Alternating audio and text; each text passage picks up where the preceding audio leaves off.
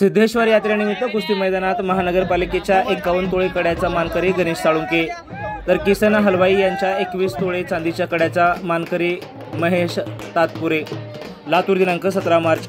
श्री सिद्धेश्वर रत्नेश्वर यात्रेनिमित्त काल दिनांक 16 मार्च रोजी भरवण्यात आलेल्या कुस्तीच्या जंगी मैदानात लातूर महानगरपालिकेकडून ठेवण्यात आलेल्या 51 तोळे चांदीचे कड्याचा मानकरी महेश साळुंके तर किशन हलवाई यांच्याकडून ठेवण्यात आलेल्या 21 तोळे चांदीच्या कड्याचा मानकरी महेश तातपुरे हा ठरला आहे।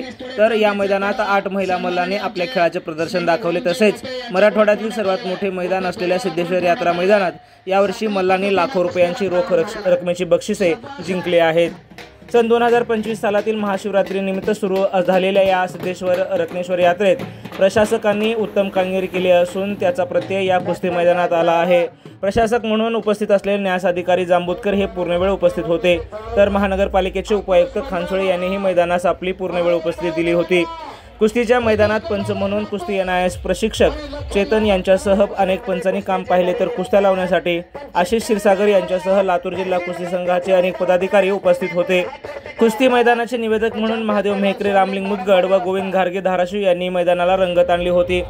लातूरचे ग्रामदैवत श्री सिद्धेश्वर रत्नेश्वर यात्रेची सुरुवात महाशिवरात्रीनिमित्त दुग्धाभिषेकाने झाली, तर काल दिनांक 16 मार्च रोजी कुस्त्याचे जंगी मैदान व आज दिनांक 17 मार्च रोजी शोभेची दारू उडवून यात्रेची सांगता करण्यात येणार आहे।